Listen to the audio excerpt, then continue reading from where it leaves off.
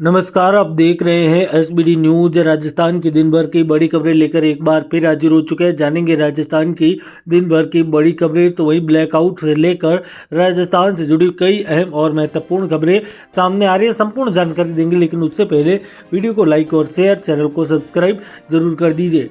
सबसे पहले जानेंगे राजस्थान के मौसम अपडेट के साथ पूर्व मुख्यमंत्री अशोक गहलोत का बयान।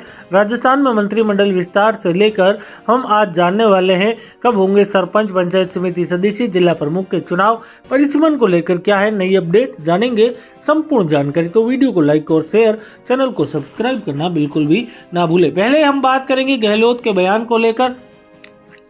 पूर्व सीएम अशोक गहलोत ने प्रदेश में कानून व्यवस्था की हालत को लेकर सरकार पर निशाना साधा है। सीएम भजनलाल शर्मा को तीसरी बार जान से मारने की धमकी मिलने और कांग्रेस नेता संदीप चौधरी के घर पर हुई लूट के मुद्दे पर गहलोत ने कानून व्यवस्था को लेकर सवाल उठाए। गहलोत ने एक्स पर लिखा, राजस्थान में अपराध से अब अराजकता जैसी स्थिति बन जाती जा रही है। कांग्रेस नेता संदीप चौधरी के घर दिन दहाड़े लूट और उनकी मां पत्नी के जहर का इंजेक्शन लगाकर मारने का प्रयास किया। ऐसा लगता है जैसे राजस्थान कानून का इकबाल लगभग खत्म हो चुका है। आपको बता दें, गहलोत ने लिखा, जयपुर शहर में चोरी, लूट, फायरिंग, डकैती जैसे अपराध लगातार बढ़ रहे हैं, जिसमें आमजन के भय व्याप्त हो रहा है। इन घटनाओं को संलिप्त अपराधी भी पुलिस की पकड़ से बाहर है। इससे कारण बार बार अपराध करते हैं। जनता पूछ रही है कि इस बार डर के माहौल में, एक अराजकता के वातावरण में कब मुक्ति मिलेगी। तो वहीं दोस्तों, अगली बड़ी खबर जैसलमेर से सामने आ रही है। शून्य पड़े होटल रिसोर्ट, 3 महीने की बुकिंग कैंसिल। भारत और पाकिस्तान के बीच सीज फायर के बाद बॉर्डर से सटे राजस्थान के इलाकों में हालात सामान्य हो चुके हैं, लेकिन पर्यटक स्थलों पर तनाव का असर देखना जा रहा है। जैसलमेर में कुलधरा टूरिस्ट संख्या 0 है। श्री गंगानगर जिले में यहाँ पर लेलू मजून की मजार पर रोजाना 500 से ज्यादा लोग पहुंचते थे। वहाँ सख्ती के कारण कोई नहीं जा रहा है। सबसे ज्यादा संकट पर्यटन क्षेत्र रोजगार करने वालों पर है। जैसलमेर में होटल व्यवसाय के साथ साथ टैक्सी ड्राइवर और रूट मालिकों का रोजगार प्रभावित हुआ है। 8 मई को ड्रोन अटैक के बाद ही जैसलमेर गए पर्यटकों ने होटल से चेकआउट कर लौटे। हालात यह है कि जैसलमेर में होटल के मालिकों ने अपने स्टाफ को घर भेज दिया है। बीकानेर में लोग शहर के पर्यटक स्थलों तक सीमित है। भास्कर टीम जैसलमेर, बीकानेर, गंगानगर जाकर जायजा लिया, जहां पर बिक्विंग है वो 0 हो चुकी है। वहीं 400 करोड़ की ठगी के मालिक के पति पत्नी मजदूर निकले।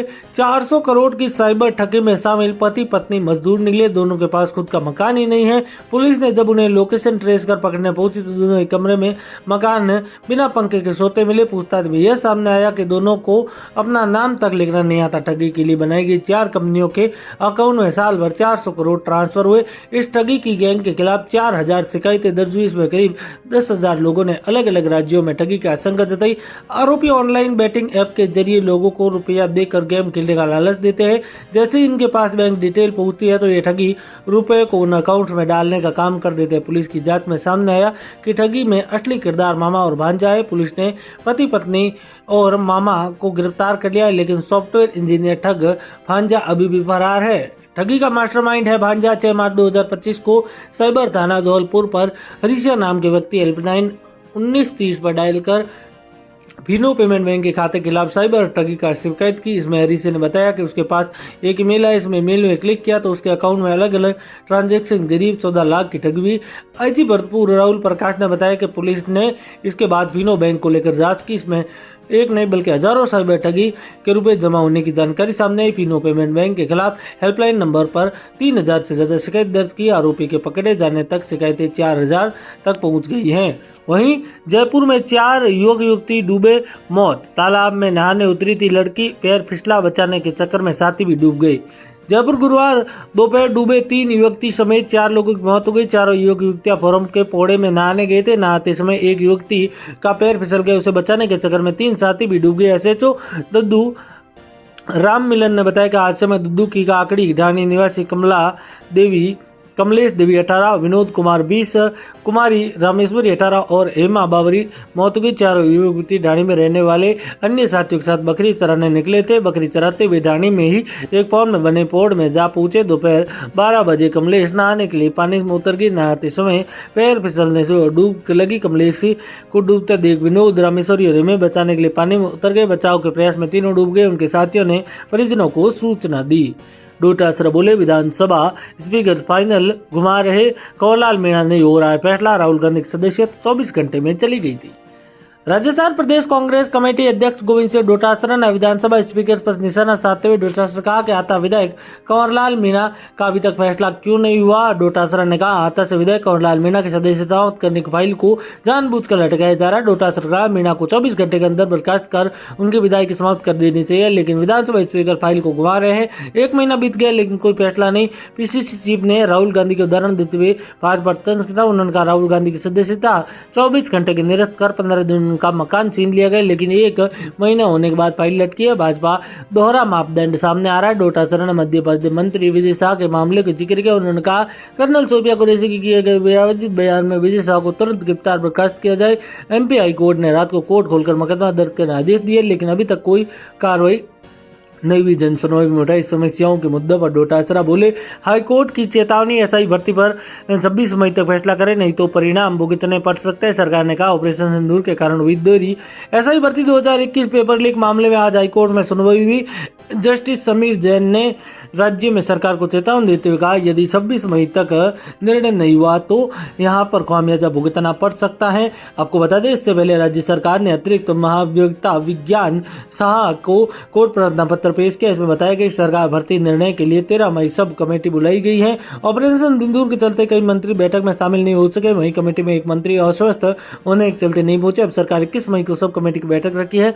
जो फैसला करेगा उसे कोर्ट को अवगत करेगा। सरकार का जवाब था, किसी फैसले पर नहीं पहुंचे। पिछली सुनवाई में हाईकोर्ट के अतिरिक्त अभियंता ने कहा था कि सरकार अभी तक किसी भी फैसले को नहीं पहुंची। इस मौके पर जस्टिस समीर जैन की अदालत ने कहा था कि कोर्ट सरकार का एक अंतिम मौका दे रही है। सरकार 15 मई तक अपने फैसले को अवगत कराए। दरअसल हाईकोर्ट ने 21 फरवरी 2025 को सरकार के एसआई भर्ती को लेकर फैसले के 2 माह का समय दिया था। हाईकोर्ट अब तक क्या क्या हुआ उसको लेकर जानकारी देंगे। तो वहीं कोटा में कर्ज से परेशान किसान ने खाया जहर, मैंने दवाई पी ली। ये थे कोटा के आता क्षेत्र के किसान सिकंदर ने आखिरी शब्द जो उन्होंने खेत में लौटकर अपनी पत्नी के 1.5 लाख के कर्ज की किस्तों में परेशान सिकंदर 40 ने बुधवार को खेत में जहर खा लिया और घर लौटकर अपनी पत्नी को अपनी पत्नी ने पड़ोस तुरंत आता अस्पताल पहुंचाया। कोटा एमडी अस्पताल रेफर किया, जहाँ इलाज के दौरान सुबह उसकी मौत हो गई।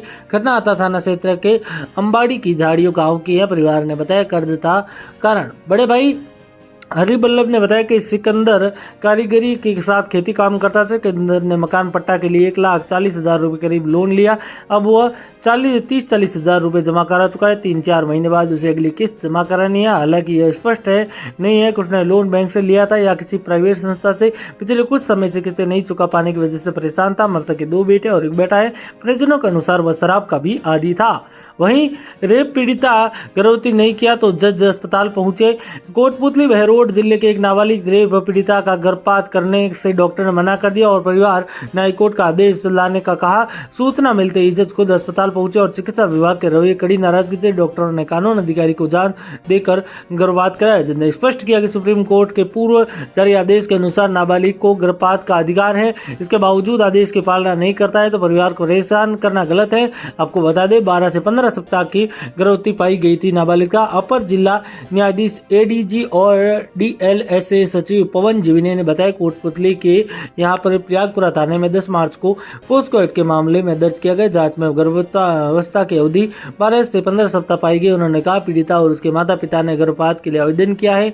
एमटीपी अधिनियम में 2021 के संशोधन और सुप्रीम कोर्ट के निर्देश के अनुसार रेप पीड़िता 24 सप्ताह तक गर्भपात की अनुमति होगी। तो ऐसे में बड़ी खबर है वो निकल कर आ रही है। अगली बड़ी क्रिकेट जगत से सामने आ रही है। आपको बता दें क्रिकेटर वैभव सूर्यवंशी भी 10वीं में फेल। जी हाँ दोस्तों, आपको बता दें वैभव सूर्यवंशी 10वीं फेल।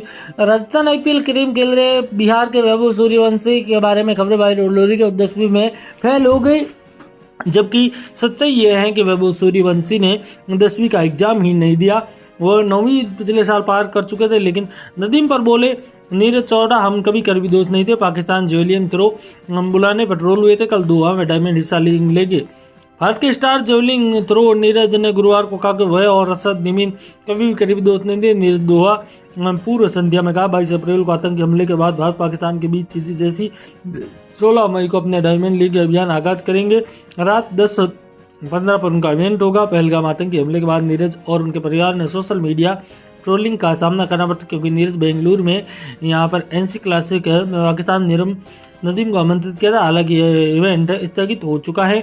नीरज से बोले, सबसे पहले मैं स्पष्ट कर देता हूँ, मेरा नदीम मजबूत रिश्ता नहीं है, हम कभी भी करीबी दोस्त नहीं थे, लेकिन हमें भारत पाक सीमा तनाव में अब हमारे बीच बातचीत जैसी नहीं होगी। पर अगर कोई मुझे सम्मान से बात करता है तो मैं भी सम्मान से बात करता हूँ। सफाई भी दी, आतंकी हमले पहले आमंत्रण भी किया था। तो दोस्तों जुड़े रहे ऐसी वीडियो के लिए। धन्यवाद। जय हिंद, वंदे मातरम, भगवान करे सभी